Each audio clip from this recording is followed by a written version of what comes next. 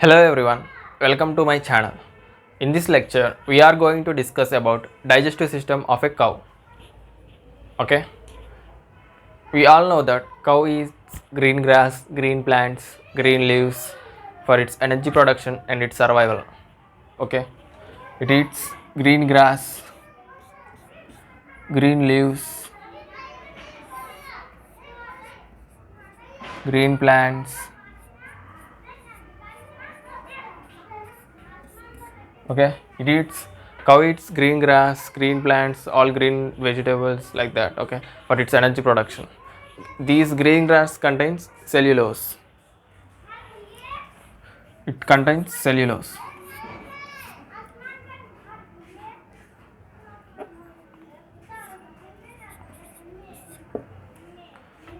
Cellulose is basically a polysaccharide. It's a combination of several glucose molecules. Okay, it's a chain like structure. Okay. Now the cow needs something to digest this cellulose. The cow uses cellulase to digest this cellulose. Cow uses cellulase to digest cellulose. Humans cannot depend on grass, green plants, green leaves, okay, for our energy production, because our digestive system cannot produce cellulase to digest cellulose. Even cellulase is not produced in most of the animals. It is only some microorganisms, some bacteria, some protozoans produce cellulase. Cow uses these microorganisms to digest cellulose. Okay. First, the cow eats grass. It quickly swallows the grass without chewing. After swallowing enough amount of grass, it brings back the swallowed grass again to the mouth and chews it thoroughly. Okay, first we will see the organs involved in the digestion process of a cow. The first is mouth, and then the esophagus, and then the stomach.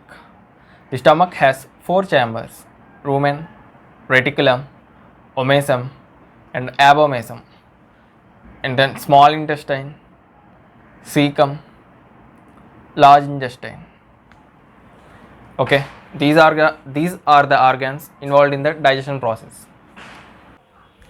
Okay, now let's discuss the food route in the digestive system of a cow.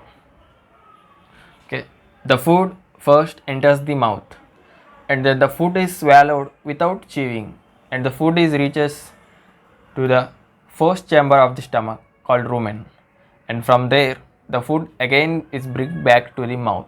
Here the food is chewed thoroughly, and from here the food reaches the rumen, and from rumen it reaches the second chamber of the stomach called reticulum, and from reticulum it reaches the omasum, and from omasum it reaches the abomasum, and from abomasum it reaches the small intestine, and from this small intestine to cecum, and then to large intestine, and then to colon, and then to anus.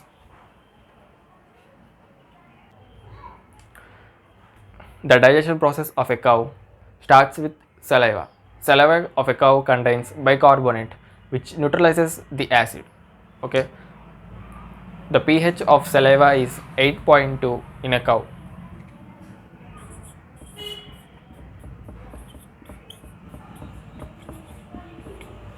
The saliva contains bicarbonate, which neutralizes the acid. It means the more the acidic food the cow eats, the more saliva it produces. The cow even starts producing saliva even if it smells the food. It nearly produces 100 to 150 liters of saliva per day. The saliva is more important because it provides liquid for the microorganisms in the stomach. Okay, now let's see the digestion process of a cow. First, the cow eats grass. Okay, the grass is mixed with large amounts of saliva and forms a ball-like structure called bolus.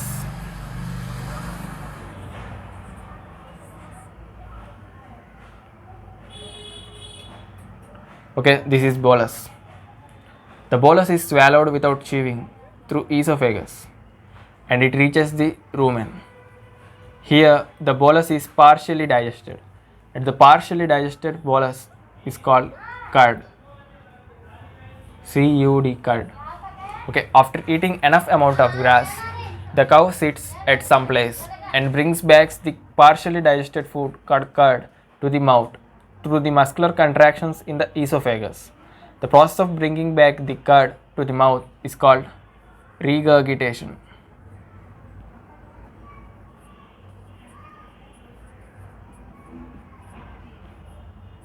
Regurgitation is the process of bringing back the curd to the mouth through the muscular contractions in the esophagus.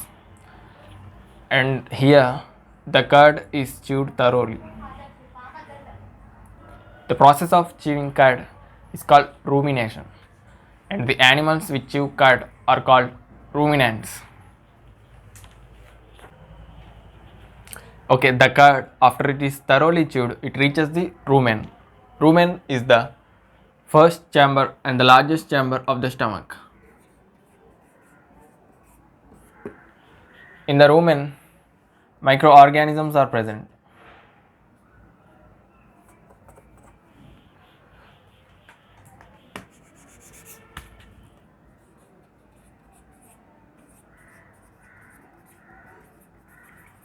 These microorganisms produce cellulase. These cellulase act on cellulose in the food and digest the cellulose to glucose. Okay, after the chewing of the curd reaches the rumen. In the rumen,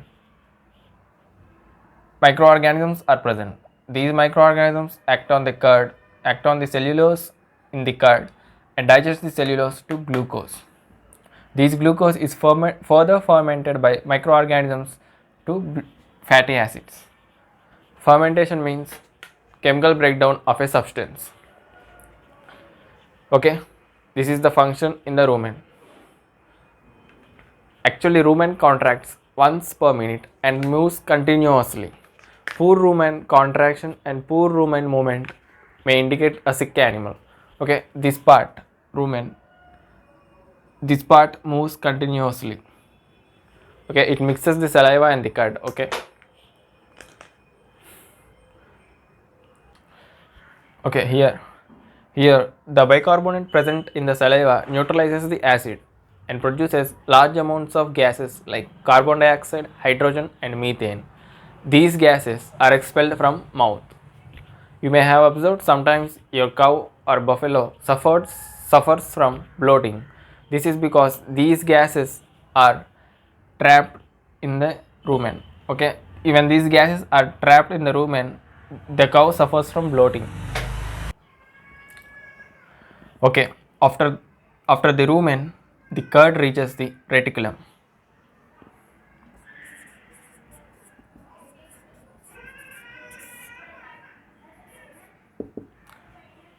In the reticulum, further microbial fermentation happens.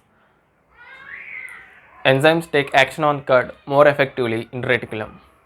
Okay, microbial fermentation.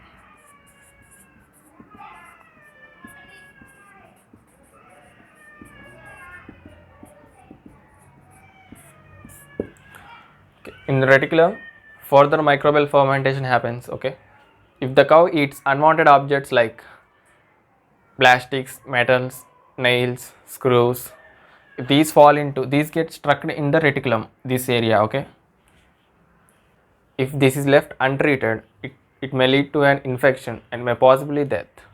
This situation can be corrected by a surgery. By surgery we can remove any unwanted objects in the reticulum. Okay, so that's why keep your cow's grazing area and keeps cow's shed clean. The rumen and reticulum together called as reticulorumen.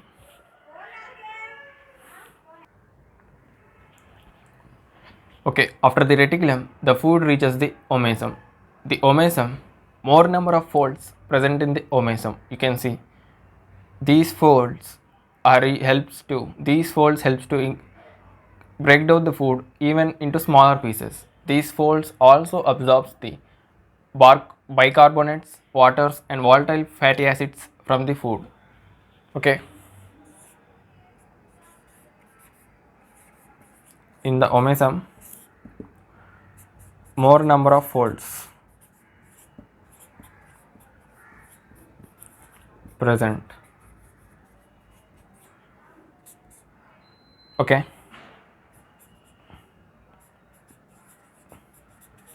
Breaks food into even smaller pieces.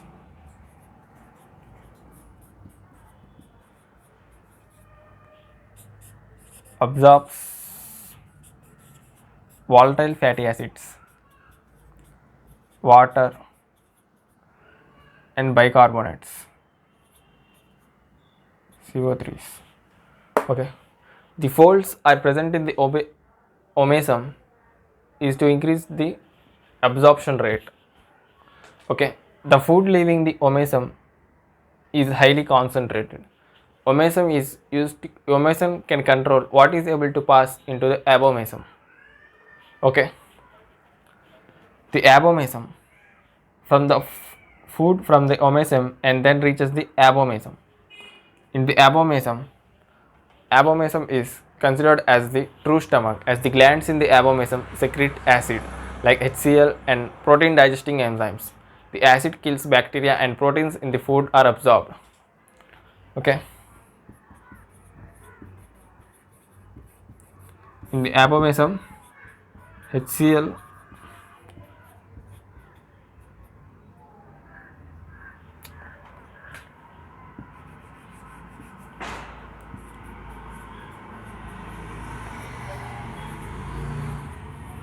protein digesting enzymes. Okay, HCl kills bacteria and proteins are absorbed from the food in the abomasum. Okay, and then the next is intestines, small intestines and large intestine.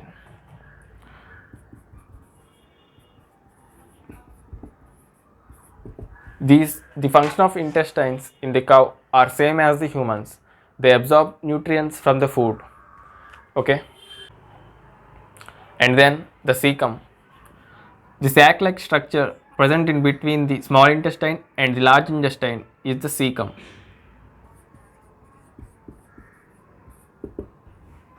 The cecum digests tough fibers. Okay, the cecum also contains microbial population. Okay, there are microorganisms present in the cecum. These microorganisms act on cellulose on the food. Okay, and then the food reaches large intestine and then to the colon to the anus, and the food and the digested food left the body. Okay, the formula of bicarbonates is not CO3. Okay, it's HCO3 minus. Okay. I have written wrong there. Okay, now let's discuss the chemical reactions involved in the digestion process. Okay, first, the plants, green grass, green leaves, vegetables contain cellulose. This cellulose is digested to glucose by the action of cellulase. This cellulase is not present in the animal. This cellulase is present in bacteria, microorganisms, protozoa, etc. Okay, now the cellulose in the plants is digested to glucose by the action of cellulase. Okay, now the cellulase is not present in the animal, cellulose is present in plants. Okay, the glucose is not consumed by the animal. Glucose is further fermented to fatty acids like propionic acid and butyric acid. These acids are called short chain fatty acids. Okay, now the glucose is not consumed by the animal. The fermentation is also not done by the animal. The fermentation is done by the bacteria in the stomach. The bacteria obtains energy for vital activities through fermentation. These fatty acids are absorbed by the cell walls of the animal. These fatty acids are consumed by the animal. Okay, thus this glucose is not consumed by the animal. This glucose is not supplied to the cell walls of the animal. Only fatty acids animal obtain energy from the fatty acids. Okay, now in the abomasum. In the abomasum, HCl kills bacteria and the proteins in the bacteria are digested to amino acids by the action of a gastric juice in the abomasum called glycogen. These amino acids are consumed by the animal. Okay, in the HCl, in the abomasum, HCl kills bacteria and the proteins in the bacteria are digested to amino acids by the action of a gastric juice in the abomasum called glycogen. These amino acids are consumed by the animal. Thus, the ruminant consumes the proteins in the microorganisms and not the proteins in the food. Okay, the proteins in the food are consumed by the microorganisms, not by the animal. The proteins in the food are consumed by the microorganisms and not by the animal. And the animal consumes proteins in the microorganisms. Animal consumes proteins present in the microorganisms and not those present in the food. Thus, the ruminant consumes proteins in the microorganisms, not the proteins in the food.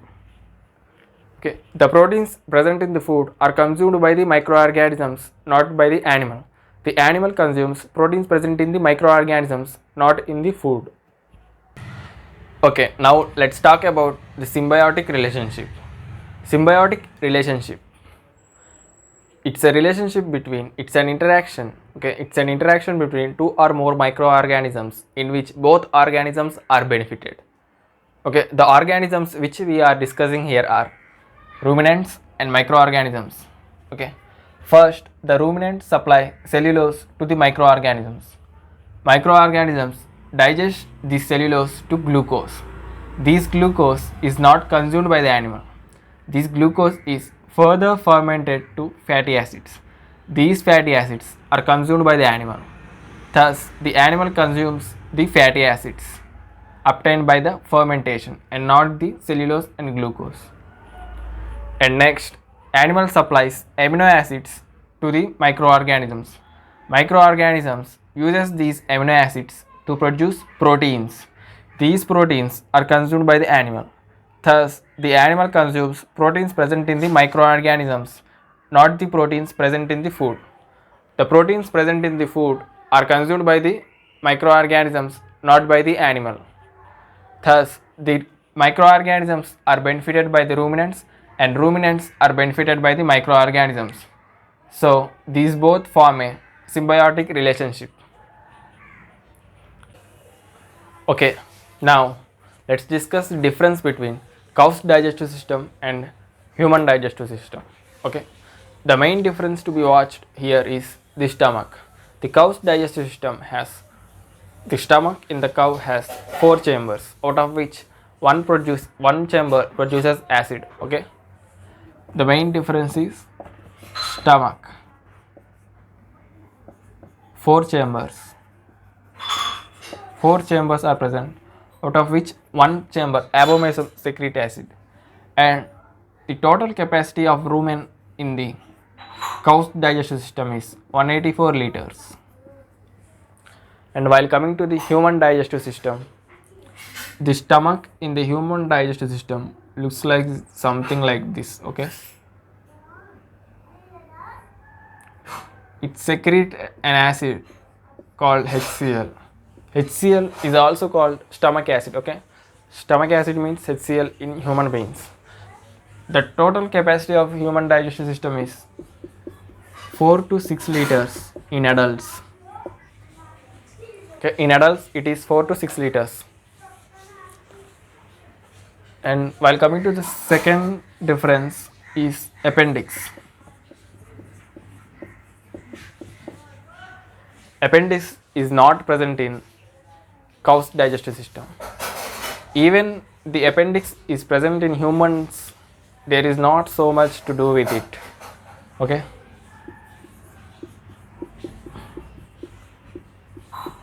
appendix is present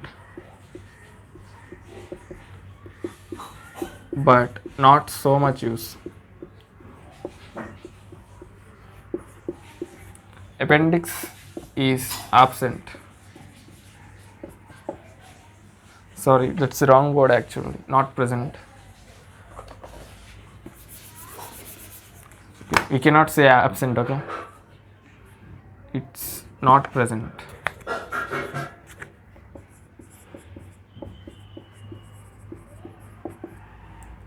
Now, the third difference is humans cannot depend on plants, okay? Plants and green grass. Humans cannot quit their jobs and depend and start eating grass, okay? They cannot quit their jobs and start eating grass because our digestive system, human digestive system, cannot produce cellulose to digest cellulose in the plants. Even the humans eat grass and plants. The cellulose in the plants increases the weight of the food to smoothly move in the intestine, okay? Even if the humans eat grass and plants, the cellulose in the plants increases the weight of the food to smoothly move into the human's intestines, okay? We cannot digest cellulose.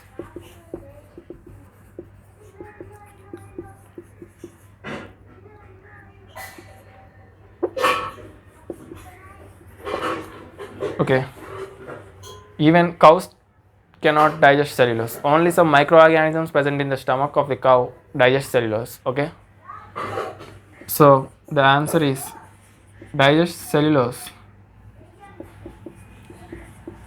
but with the help of microorganisms. With the action of microorganisms.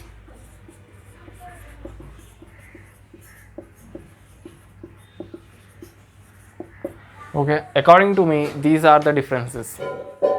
Okay, now let's discuss the digestive system of a calf. Calf means a baby cow. Baby of a cow is called calf for first few months or first few days of life. Okay, the three chambers of the stomach, the first three chambers of the stomach, rumen, reticulum and omasum in the calf are not developed. The milk which the calf drinks bypasses these three chambers and reaches the abomasum for the first few milking days or the first few months of life. Okay, as the calf starts eating grain and forage, these three chambers develop. Due to increase in microbial population, there is no need to eat grass and forage to increase the microbial population in the calf.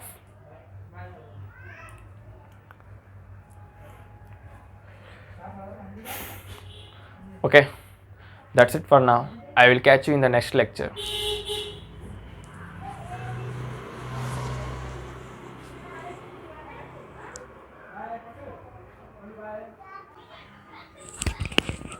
You can discuss further about the topic in the comment section.